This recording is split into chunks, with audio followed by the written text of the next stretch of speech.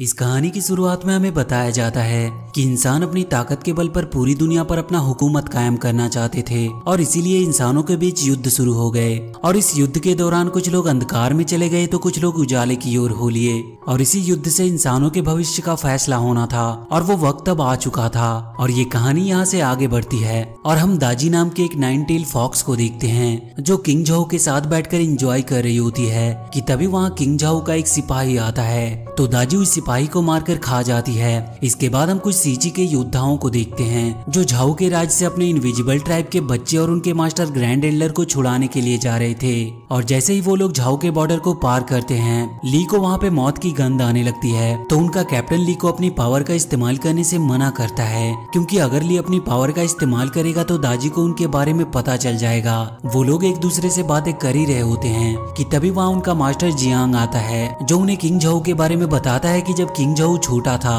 तो उसने black dragon से वादा किया था, एक ऐसा वादा जो उसे पूरी दुनिया का राजा बना देगा। तो झाओ ने अपने शरीर को ब्लैक ड्रैगन को सौंप दिया ताकि ब्लैक ड्रैगन उसके अंदर समा सके और झाओ पूरी दुनिया पर राज कर सके। और मास्टर जियांग उन्हें बताते हैं कि जब तीनों सूरज एक साथ मिल जाएंगे तो ब्लैक ड्रैगन धरती पर आएगा और उसके बाद धरती पर काली शक्तियों का 18,000 साल तक राज रहेगा। इसीलिए मास्टर जियांग उन्हें बताता है कि दाजी इतना बड़ा खतरा नहीं है जितना वो ब्लैक ड्रैगन है। तो कैप्टन उनसे पूछता है कि इससे ग्रैंड एल्डर का क्या वास्ता। तो मास्टर उसे बताता है कि ये सिर्फ ग्रैंड एल्डर को ही पता है कि उस ड्रैगन को कैसे मारा जा सकता है और अगर उन्होंने ग्रैंड एल्डर को नहीं बचाया तो पूरी पृथ्वी अंधकार में चली जाएगी। ये कहकर मास्टर जियांग वहाँ से चला जाता है और उधर झाओ के राज में उत्सव की तैयारी हो रही थी क्योंकि आज वो ग्रैंड एल्डर को मारने वाला होता है। और वही सीची राज के सोल्जर किंग झाओ के महल में घुस जाते हैं। तभी ली को इनविजिबल ट्राइब के बच्चों की आवाज सुनाई देने लगती है तो वो तेजी से उन बच्चों की ओर बढ़ने लगता है। रास्ते में उसे कुछ सैनिक रोकने की कोशिश भी करते हैं पर ली उन सैनिकों को मार गिराता है। इसके बाद ली अपने साथियों को लेकर इनविजिबल ट्राइब के बच्चों के पास आता है और उन्हें अपनी जादुई शक्ति की मदद से छुड़ा लेता है। और जैसे ही वो अपनी जादुई शक्तियों से उन बच्चों को बाहर निकालता है वहाँ के सेनापति जनरल को इसके बारे में पता चल जाता है। और इधर किंग झाओ ग्रैंड एल्डर से अपने भविष्य को देखने को कहता है तो ग्रैंड एल्डर जब उसके भविष्य को देखता है तो उस पे वो बहुत गुस्सा होता है क्योंकि उसमें वो देखता है कि बहुत जल्द उसकी मौत होने वाली है। और वो गुस्से से अपने सैनिकों को ग्रैंड एल्डर की दोनों आंखें निकालने का हुक्म देता है। इधर ली अपने साथियों के साथ ग्रैंड एल्डर को ढूंढ रहा होता है तभी सैनिक उन पर हमला करते हैं तो वो इनविजिबल ट्राइब के बच्चे अपनी शक्ति की मदद से उन सोल्जर को लेकर वहाँ से गायब हो जाते हैं और वो एक सुरक्षित जगह पे पहुँचते हैं। और इधर जब सोल्जर ग्रैंड एल्डर की आंखें निकालने वाले होते हैं तभी वहाँ पे मास्टर जियांग आ जाता है जो अपने पावर से टाइम को फ्रीज कर देता है। उधर किंग झाओ का सेनापति जनरल उन तक पहुँच चुका था तो ली और उसके भाई इनविजिबल ट्राइब के बच्चों को वहाँ से निकाल देते हैं और वो दोनों वहीं पर रुकते हैं। और जब जनरल उनका पीछा करता है तो ली उसके रास्ते में एक दीवार गिराकर उसके रास्ते को बंद कर देता है। इस प्रकार वो लोग वहाँ से बचकर भाग निकलते हैं। इधर दाजी अपने असली रूप में आती है और वो मास्टर जियांग पर हमला कर देती है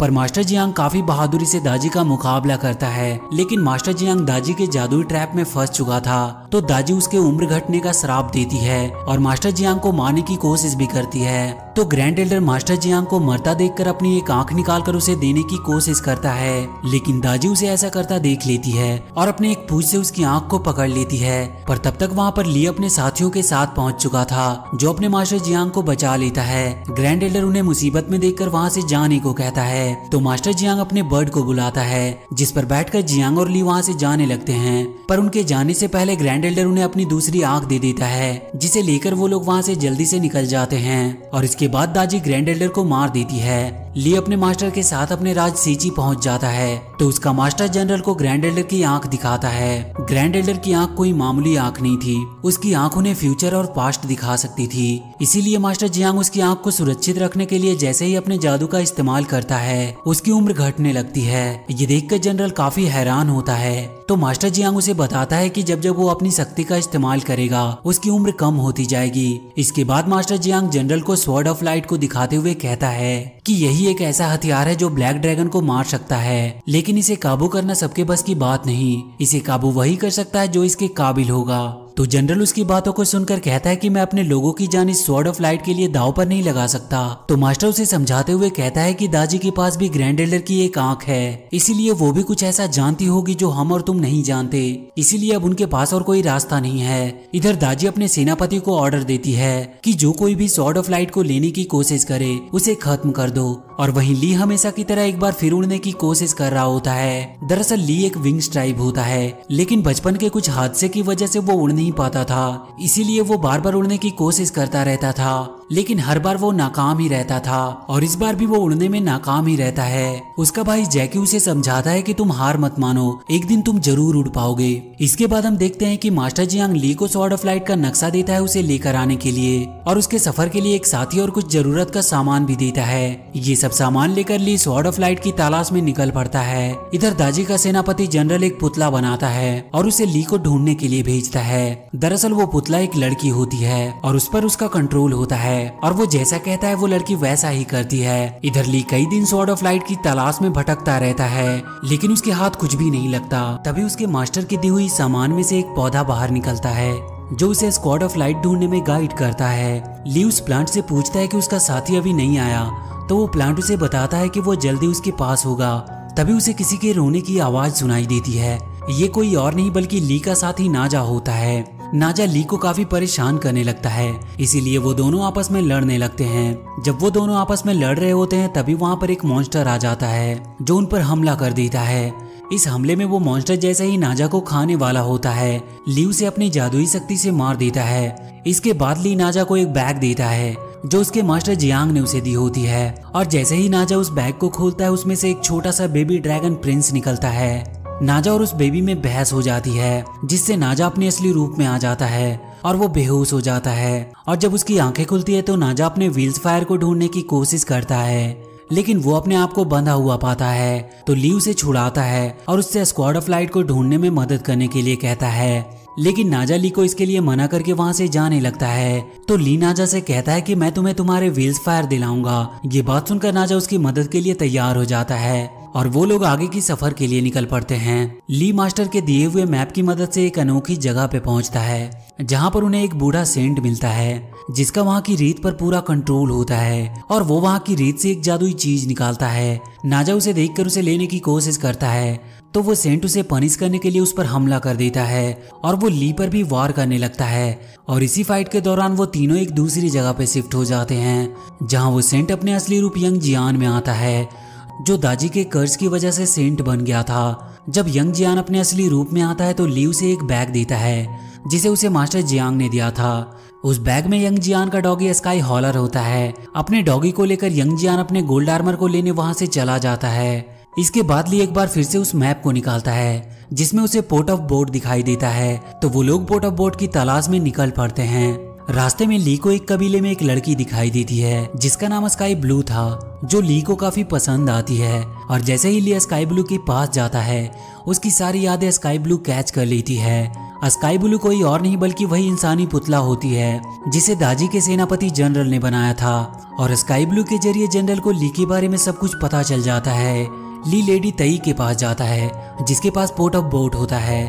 जब ली उसके पास जाता है तो उसकी यादों में खोने लगता है, लेकिन वो पौधा उसे बचा लेता है। और जब ली देखता है कि लेडी तई गहरी नींद में चली गई है तो प्लांट इस मौके का फायदा उठाकर पोर्ट ऑफ बोट लेकर भागने की कोशिश करता है, लेकिन तभी लेडी तई जाग जाती है जिसकी वजह से लेडी तई और ली के बीच में फाइट होने लगती है। तभी वहाँ पर ब्लू स्काई भी आ जाती है, तो वो तीनों पोर्ट ऑफ बोट लेकर वहाँ से भागने लगते हैं और वो उस पोर्ट ऑफ बोट की मदद से वो लोग समुद्री रास्ते से वहाँ से निकल जाते हैं। इसी सफर के दौरान ब्लू स्काई उन लोगों से स्वॉर्ड ऑफ लाइट के बारे में पूछ लेती है, तो उनको उस पर शक हो जाता है और इसीलिए नाजा ब्लू स्काई को मारने की कोशिश भी करता है, लेकिन छोटा बेबी एक बार फिर उस पर गैस रिसाव कर देता है जिसकी वजह से नाजा छोटा होकर बेहोश हो जाता है। वहीं दाजी का जनरल ब्लू स्काई की यादें मिटा देता है जिसकी वजह से वो बेहोश हो जाती है। तो ली उसे अपनी जादुई शक्ति से उसकी मदद करता है क्योंकि कहीं ना कहीं ब्लू स्काई को वो चाहने लगा था।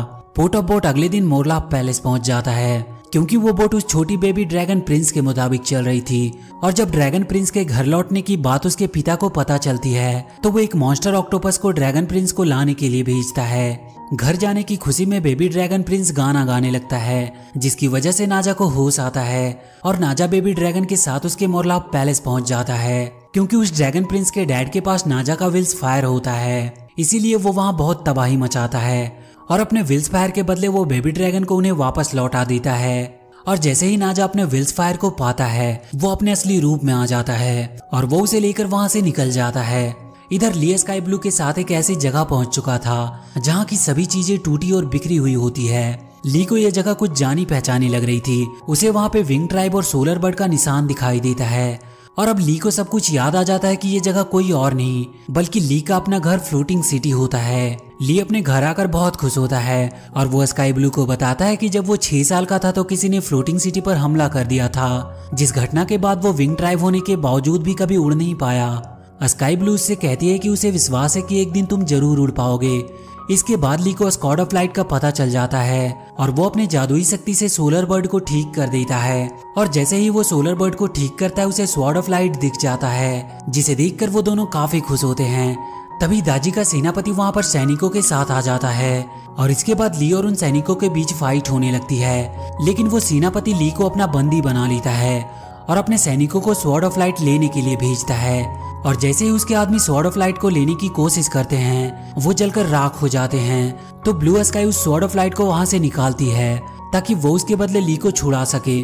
और जैसे ही ब्लू स्काई उस स्वॉर्ड को निकालती है वहां एक जोरदार धमाका होता है, जिसकी वजह से वो सेनापति मारा जाता है और ली आजाद हो जाता है और ली जाकर ब्लू स्काई को पकड़ लेता है और वो दोनों तेजी से नीचे गिरने लगते हैं। और जैसे ही वो दोनों जमीन से टकराने ही वाले होते हैं कि ली उड़ने लगता है और वो दोनों बच जाते हैं, लेकिन अगले ही पल ब्लू स्काई पुतला बन जाती है।